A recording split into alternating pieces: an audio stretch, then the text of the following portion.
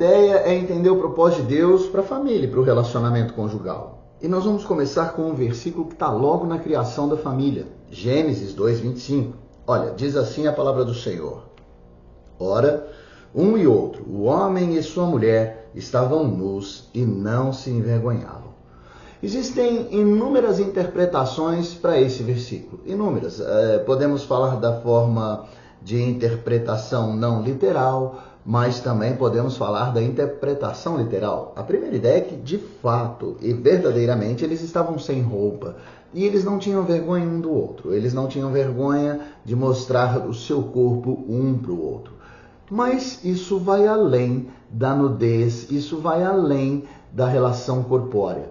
A nudez descrita por Deus aqui, ela nos mostra que o propósito, quando da criação, era que o ser humano ele tinha a ingenuidade, ele não tinha malícia, e assim ele caminhava. Ele, homem, e ela, mulher.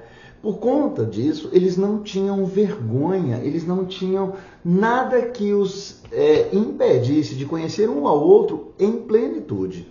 As emoções eram compartilhadas, os desejos, as dúvidas, as mágoas, se é que elas existiam, porque nós cremos que não existiam mágoas, entendeu? Dada a ingenuidade e a falta de malícia. Então eles caminhavam se mostrando completamente, de forma física, emocional e espiritual. Essa era a proposta ou era o propósito de Deus na criação inicial. Mas alguma coisa aconteceu. Algo diferente entrou nessa jornada. Em Gênesis 2:17, nós vamos ver que o pecado ele existiu. Qual o pecado? O de comer do fruto. Em Gênesis também, um pouquinho antes de Gênesis 2:25, Deus dá um alerta. Deus fala assim, olha só. Eu vou pegar a partir do 15, tá bom? Então, Gênesis 2:15. Tomou, pois, o Senhor Deus ao homem, e o colocou no jardim do Éden para cultivar e o guardar. E o Senhor Deus lhe deu esta ordem, olha só. De toda árvore do jardim comerás livremente, mas da árvore do conhecimento do bem e do mal não comerás, porque no dia em que dela comeres, certamente morrerás. Deus deu um aviso. Olha, tudo aqui é teu, tudo. Pode comer o que você quiser, tá tudo liberado, só de uma árvore que não. A árvore que vai atrapalhar esse propósito inicial. Porque se você comer da árvore do conhecimento do bem e do mal, a malícia vai entrar no teu coração. Os desejos da carne, eles vão ser exponencialmente ampliados a tal ponto de você começar a ter desejos maléficos, sentimentos ruins. Então dessa árvore não coma, porque se comer, o meu propósito vai morrer. E consequentemente, você, Adão, morrerá. E essa fala de Deus, ela passou também para Eva. Eva também acabou recebendo esse mesmo aviso, então os dois sabiam, Adão e Eva, eles tinham conhecimento que da árvore do bem e do mal eles não poderiam comer. Porque senão o propósito da criação, o propósito da instituição da família genuína se perderia. E o que aconteceu? Eles comeram. Você sabe, eles comeram e aí tudo ficou estranho, diferente e o pior, dolorido. Vamos dar uma olhadinha em outro versículo um pouco maior que fala do juízo. Gênesis também 3, a partir do versículo 16. Diz assim a palavra de Deus, olha só. E a mulher disse, multiplicarei sobremodo os sofrimentos da tua gravidez. Em meio de dores darás à luz filhos. O teu desejo será para o teu marido, e ele te governará. E a Adão disse, visto que atendeste à voz de tua mulher, e comeste da árvore que eu te ordenara, não comeres, maldita é a terra por tua causa. Em fadigas obterás dela o sustento durante os dias de tua vida. Ela produzirá também cardos e abrolhos, e tu comerás da erva do campo. No suor do rosto comerás o teu pão, até que tornes a terra, pois dela foste formado, porque tu és pó e ao pó tornarás. Bom, como dissemos agora há pouco, e você bem sabe, a partir do pecado, a jornada de Adão e Eva, ela ficou mais doída, dolorosa. Veja, Eva, ela começaria a ter dores agora para gerar a vida que já tinha sido instituída. Deus já tinha dado a determinação da procriação. Se você olhar lá no capítulo 2 de Gênesis, você vai ver que Deus já tinha determinado que eles teriam, então, a intimidade sexual. E dessa intimidade sexual, eles teriam, então, a procriação. Eles iam gerar filhos. E tudo sem dor, ia ser tudo maravilhoso. Mas com o pecado veio a dor. Com o pecado, aquela parceria que era inigualável, nunca mais existiu. Ela não mais existiria. Agora, então, a mulher teria que ser governada pelo marido. Mas, vamos para o marido, para Adão. Olha, você poderia comer livremente, sem nenhum problema. A terra ia produzir naturalmente o teu alimento. Agora não mais. Agora a terra será maldita. Tu vai ter que plantar, vai ter que cultivar, vai ter que colher para obter do pão. Vai dar trabalho, vai suar a camisa, amigão. Mas toda a tua vida, inclusive a do relacionamento, será tormentosa. Como assim, Deus? É isso. Você vai ter que suar a camisa, vai dar suor no rosto para você manter a tua família em integridade e continuidade. Deixa eu te dizer, Adão, a partir de agora você vai para um mundo cheio de tribulações. A terra será maldita. E para você manter a tua vida na estabilidade, na manutenção, vai ser difícil, amigão. Tu vai ter que agora transpirar. E olha, os teus desejos agora não serão todos satisfeitos. Porque agora você tem desejos que não combinam comigo, Deus. Desejos do mal. Já que comestes da árvore do bem e do mal, o mal agora vai fazer parte do teu querer. E não tem como eu providenciar isso para você, Adão. Então, a partir de agora, Adão e Eva, a jornada de vocês será difícil. Olha só, difícil, porém não impossível. Olha o que Deus fala em 1 João. Na primeira carta de João, o apóstolo, que está lá no final da Bíblia, um pouquinho antes de Apocalipse. Olha o que Deus nos fala. 1 João 4, versículo 18. No amor, não há medo. Pelo contrário, o perfeito amor expulsa o medo, porque o medo implica castigo. Aquele que tem medo não está aperfeiçoado no amor. E por que é importante lermos este versículo? Porque aí eu entendo o propósito de Deus.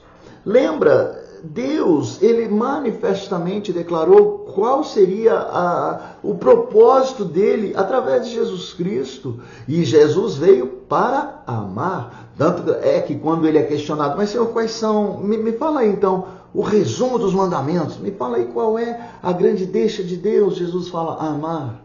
Ame a Deus sobre todas as coisas e ame ao próximo como a si mesmo. Um pouquinho mais na frente, Jesus renova isso. Fala, olha, vamos fazer o seguinte, vocês entenderam o amor? Ame a Deus sobre todas as coisas, isso não muda, mas ame o próximo, não como você se ama. Ame o próximo como eu, Jesus, amo a você. E como Jesus nos ama? Jesus nos ama através de sacrifício vivo. Ele se entrega na cruz por minha e pela tua vida. Então, a partir de agora, eu entendo muito sobre o amor. O amor de Deus, o amor inegociável de Deus, é aquele amor sacrificial. Eu vou amar a Deus afastando todas as demais coisas. Deus em primeiro plano. Ah, mas eu amo jogar bola, eu preciso do futebol. Mas se o futebol, de alguma forma, me empurra para o pecado, eu vou me afastar do futebol. Ah, eu preciso trabalhar. Até dei esse exemplo numa das ministrações. E é através do meu trabalho que Deus providencia o pão da mesa da minha família. É ordem bíblica. Pois é, mas no meu trabalho, a minha lascívia, sabe? Porque eu tenho um desejo sexual muito aflorado. E lá tem umas menininhas e tal. E lá, então, meu desejo sexual é bombardeado todos os dias. A probabilidade de eu cair ali é grande. Qual seria o meu procedimento? É simples, meu irmão. Eu vou me afastar o máximo possível dos lugares que me levam para o pecado. Então, se o meu trabalho está me dando esse direcionamento ruim, vou me afastar do trabalho. Por quê? Porque eu tenho que tentar buscar novamente o propósito de Deus. Lembra que ele falou que seria difícil? Que ia dar trabalho? Pois é, o trabalho que eu tenho hoje, trabalho que eu estou estabilizado, ganho bem, mantenho os meus desejos, tal, a minha qualidade de vida, eu não posso mais. Por quê? Porque a minha carne é fraca. E lá a probabilidade de eu trair minha esposa é muito grande. Lá, por exemplo, a probabilidade de eu mentir para um cliente para ganhar mais dinheiro, ela é acentuada e eu tenho um problema com a mentira, então eu vou me afastar do trabalho. Por quê? Porque eu tenho que ter Deus acima de todas as coisas e o propósito de Deus. E o propósito de Deus é que eu mantenha a minha vida em santidade e retidão.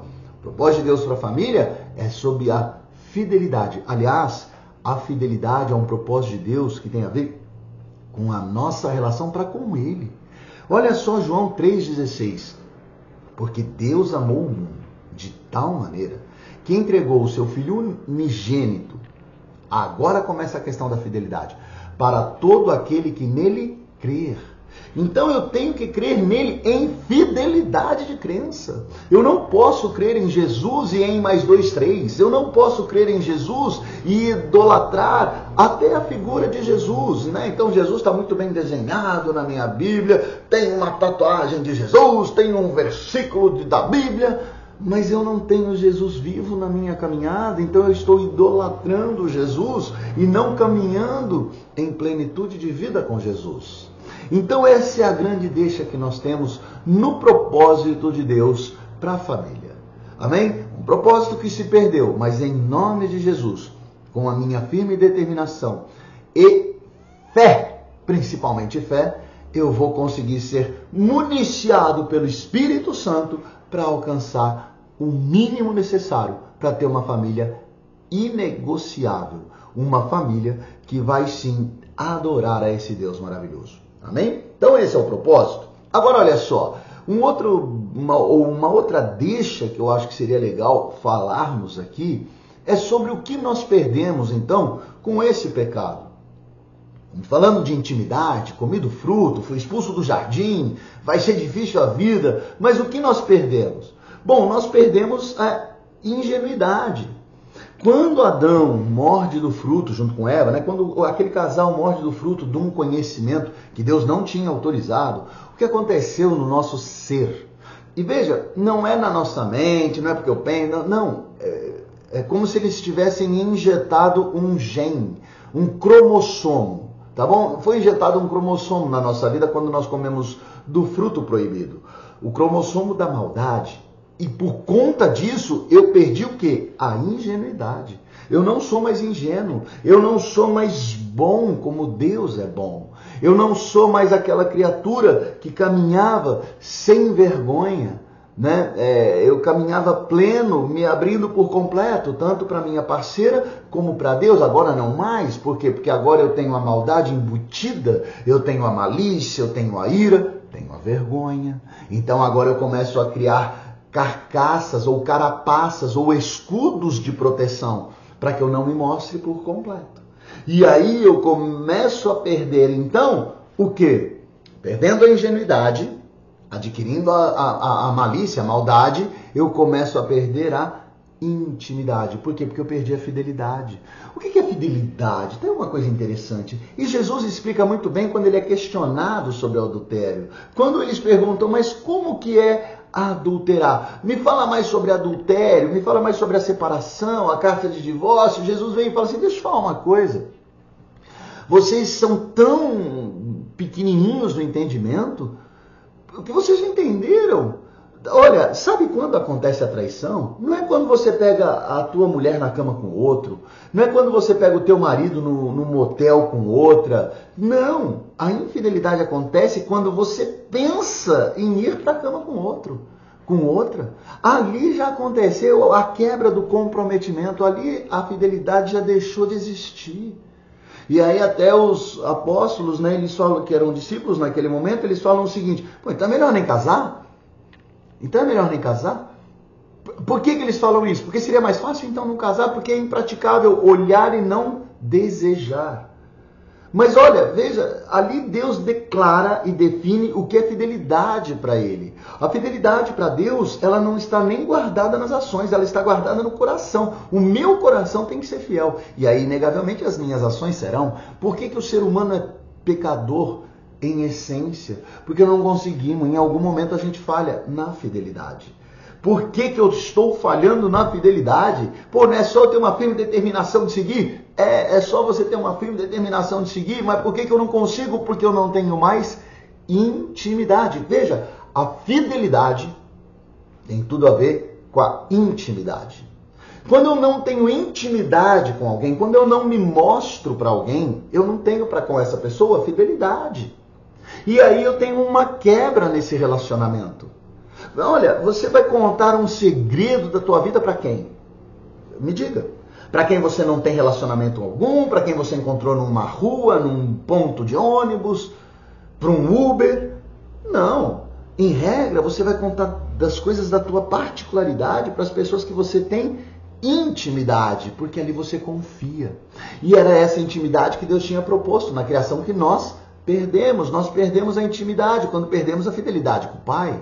Quando nós aceitamos o convite da serpente, que é Satanás, para morder do fruto, é como se eu tivesse dito para Deus, olha, muito obrigado, não quero mais saber desse relacionamento contigo, estou muito bem assim.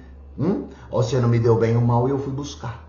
Então eu quebrei a intimidade com o Pai, porque eu quebrei da minha fidelidade com Ele.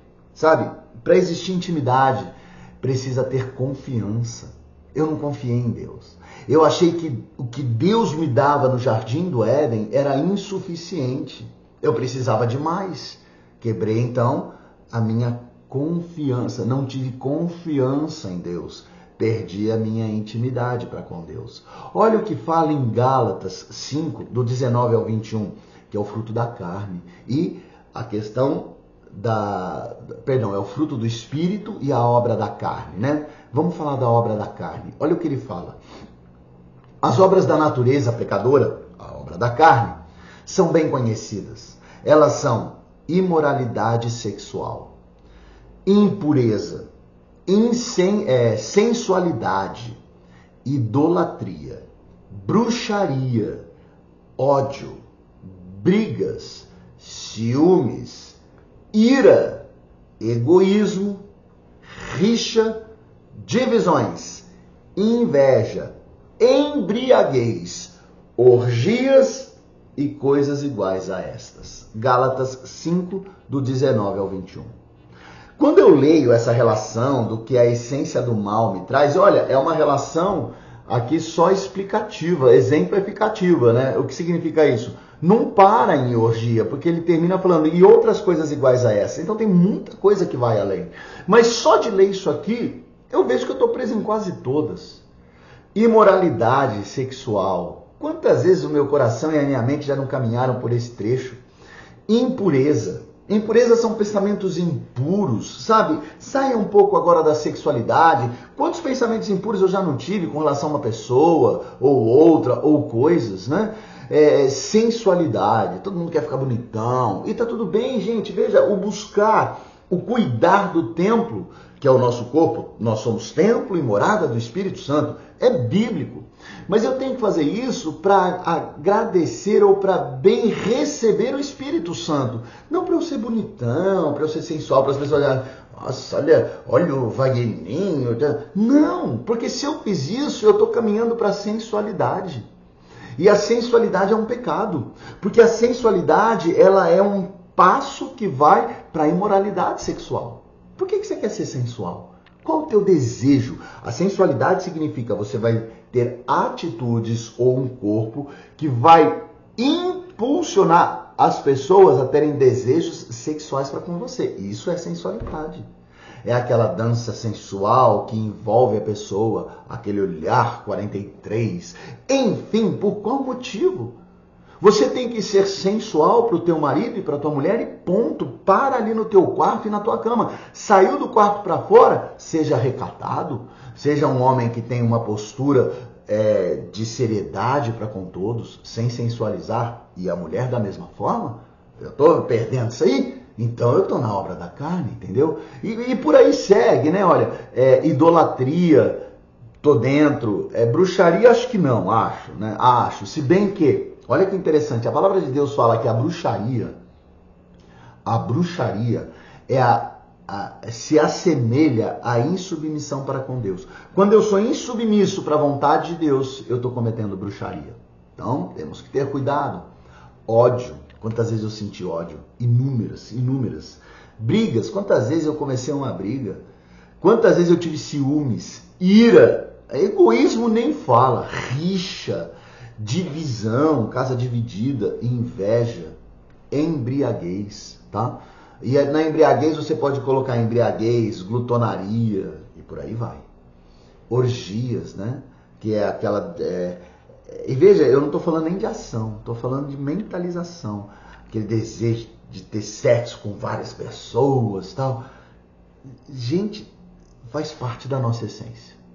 Então eu ganhei isso e por conta disso eu perdi a fidelidade para com Deus e a intimidade para com Deus.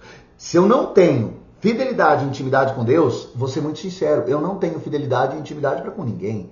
E aí eu perdi a intimidade. E eu vou separar a intimidade em 5 áreas. Nós vamos discutir essas 5 áreas. Primeiro, eu perdi a intimidade de comunicação.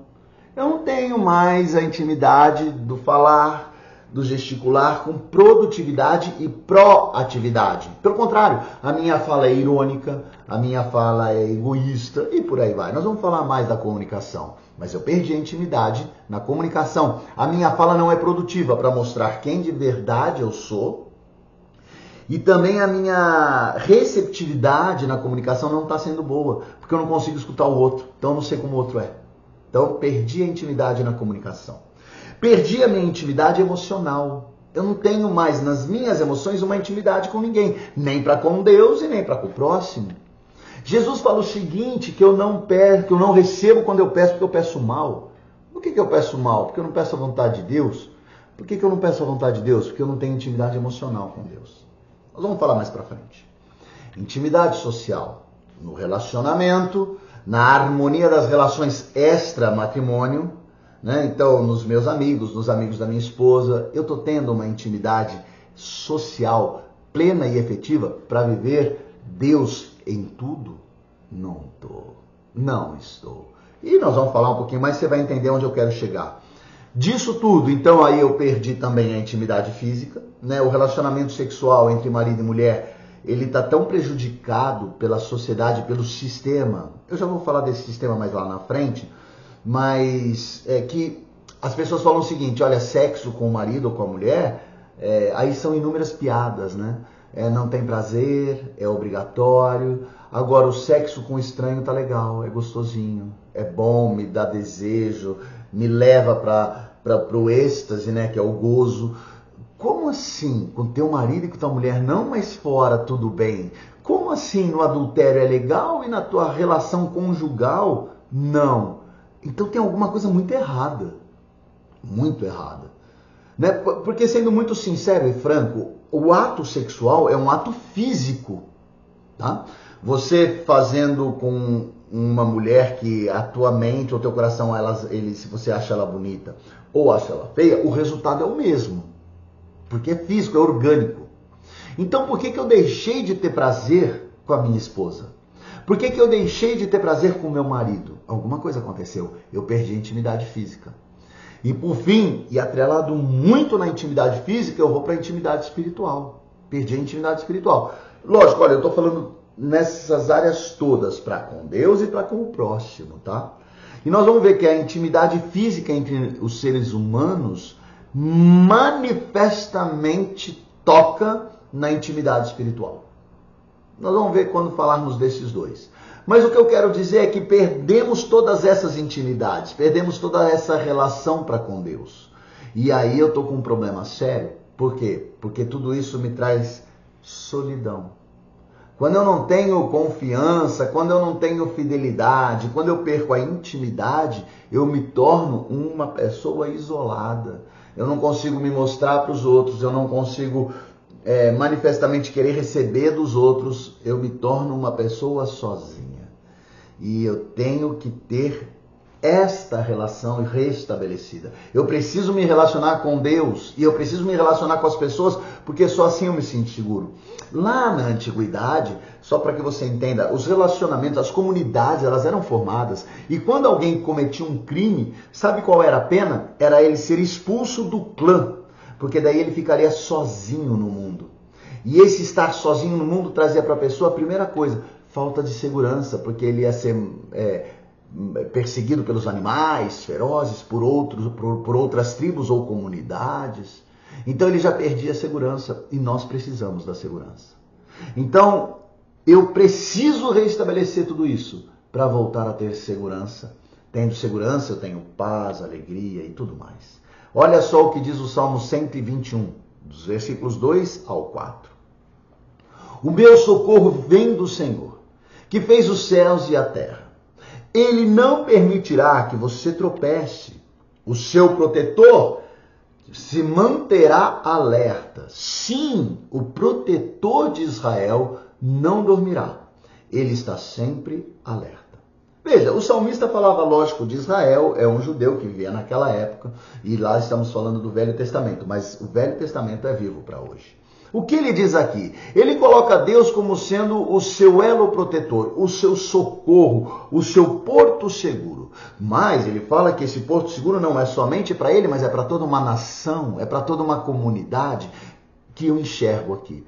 Eu quero voltar a ter um relacionamento pleno com a minha esposa, com o meu marido. Então tudo bem. Então o meu primeiro passo é buscar o meu socorro em Deus. Porque Deus está alerta e pronto para me socorrer. Como também está alerta e pronto para socorrer a minha comunidade, a minha família, que é a minha primeira comunidade. Deus vai nos proteger. Deus vai nos trazer essa segurança. Se verdadeiramente eu o procurar. Se verdadeiramente eu o desejar. E se verdadeiramente eu caminhar com Ele, porque eu estou clamando, Senhor, venha me socorrer, me dá a mão, me põe no teu colo, mas protege os meus. Então isso vai acontecer. Olha só o que diz Jeremias 29:11, só para entendermos. Jeremias, nesse versículo, estava falando com um povo que estava vivendo no cativeiro. Eles eram escravos da Babilônia. Eles não tinham esperança. Qual a esperança de um escravo? Seria acordar vivo no dia seguinte para o quê? Para mais açoites, mais trabalho, falta de comida e tudo mais. Então, assim estava a vida do povo de Israel quando Deus, através do profeta Jeremias, escreveu isso. Jeremias 29:11. Porque sou eu que conheço os planos que tenho para vocês, diz o Senhor. Planos de fazê-los prosperar e não o de causar dano. Planos de dar para vocês esperança e um futuro. Uau! Então Deus, hoje, Ele está dizendo exatamente isso para cada um de nós. Olha, a tua família está num vale de ossos secos. Eu quero trazer vida para isso. Os meus planos são planos de esperança e de um futuro. São planos de prosperidade. Então, vem caminhar comigo. Volta. Vem que eu estou aqui alerta, pronto para ser o teu socorro bem presente. É essa a grande deixa de Deus. Olha só, João 16:33. Eu disse essas coisas para que em mim vocês tenham paz. Neste mundo vocês terão aflições. Contudo, tenham ânimo. Eu venci o mundo. Gente, Deus venceu o mundo através de Jesus Cristo para que nós tivéssemos a esperança. A intimidade Deus quer de volta para conosco. Deus quer que tenhamos para com Ele fidelidade e com isso alcancemos então a intimidade plena. Quando tivermos isso, nós vamos ter inegavelmente uma vida absoluta com Deus. Uma vida em plenitude com Deus. Olha o que diz em Gálatas 2:20. Deixa eu pegar Gálatas aqui, na palavra de Deus, que no material escrito aqui do lado eu acabei não compilando o versículo, mas olha só, Gálatas 2, versículo 20 diz assim: Logo, já não sou eu quem vive, mas Cristo vive em mim. O que quer dizer esse Cristo vive em mim? O que Paulo quis dizer com isso? A partir de agora, eu tenho tanta intimidade com Deus que eu vou caminhar exatamente como Ele pretende. Assim como Cristo fez. É essa a ideia. É isso que Deus quer das nossas vidas. Tá pronto? Bora fazer isso? Eu topo. E você? Eu espero que sim. Nós vamos terminar esse primeiro bate-papo, já entendendo qual é o propósito de Deus para a criação, para a família e o que aconteceu nesse trajeto ou nesse projeto por falha nossa e com isso o que nós perdemos. A partir de agora, no nosso próximo encontro, intimidade. Como e o que significa? E eu quero ela de volta. Em nome de Jesus. Amém.